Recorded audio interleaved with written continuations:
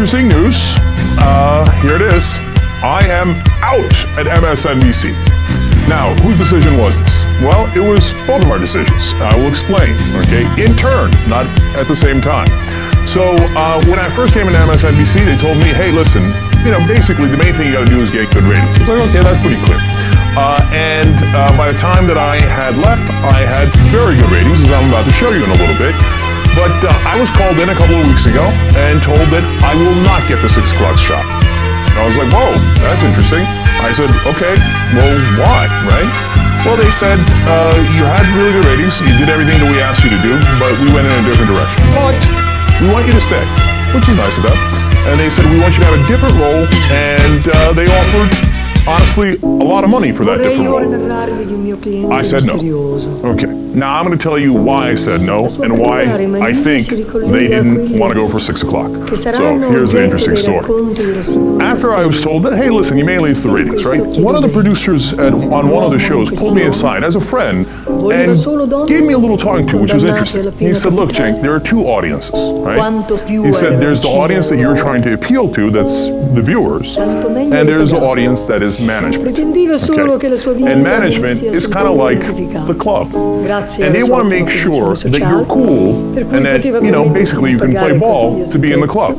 And I thought, hey, listen, the guy's trying to look out for me. I appreciate it. Is that really true? Who knows, right? Hey, it's something to know, no question about it, right? But we'll see how it develops. Okay. Then I started getting notes every once in a while, and these notes were no big deal, perfectly fine. They would tell you, don't use your arms so much. Look at that, I'm just using the arms, right? Okay. Why? Who knows? Act more like a senator. Why? Why would I act like a senator? Senators are incredibly boring.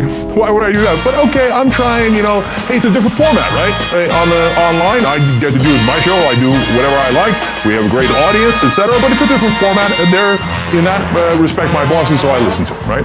And then we get a number of enormous news events, and for those of you who don't know, those big news events wind up helping CNN. So when Egypt Revolution happens, everybody turns to CNN. Libya, Japan, Osama bin Laden getting shot and killed, all those are what they call CNN stories, right? And so, now the show is not named. We have all these 4 storms that we got to get beyond. And then I'm doing this and this, okay, and I got the tie. But, so we had some up and down numbers in February and March, for example, right? And then I started doing it more my style. And then the numbers went up. You're about to see that in a second, okay? And I just love this comment on YouTube. I'm sorry, I forgot who said it. But they said, looking at Cenk on the Young Turks is like watching a tiger in the wild, right?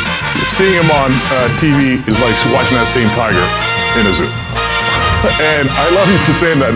It's a little true, especially when I was actually trying to listen to their advice. Now, I stopped listening to their advice in April. Why?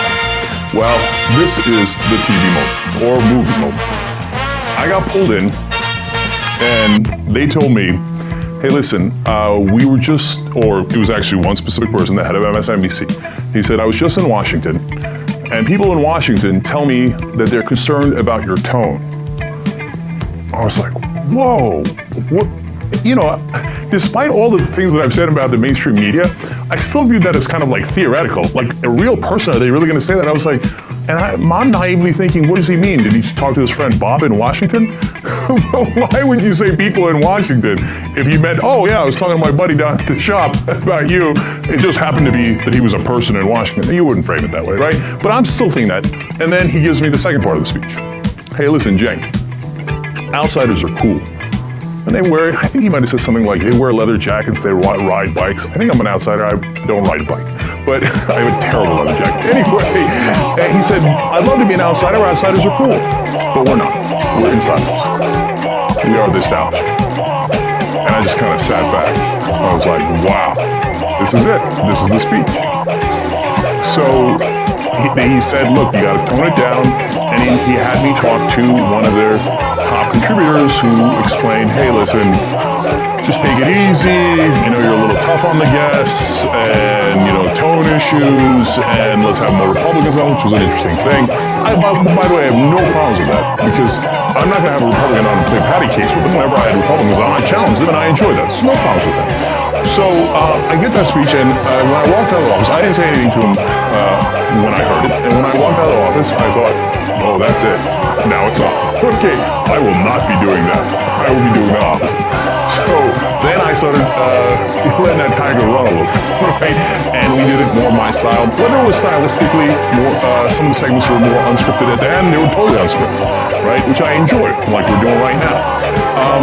Because you get to tell a story that way. I'm going to come back to that point in a second. But substantively, you know, it was always challenging the government and challenging those that are in power, and obviously that was the issue, right? And I continue to do that going forward as well. And so what happened? Well, my ratings improved dramatically.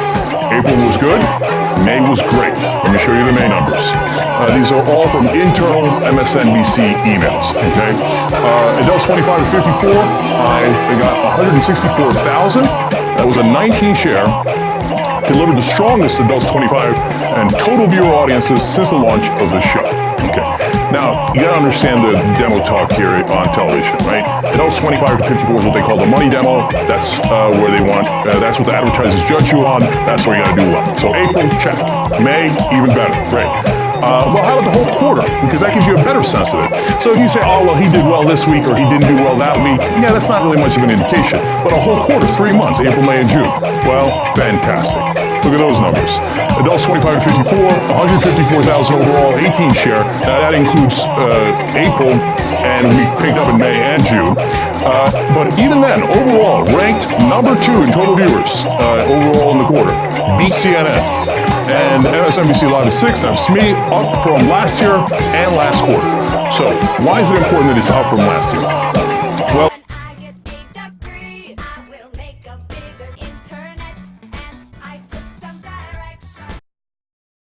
You, Vulture!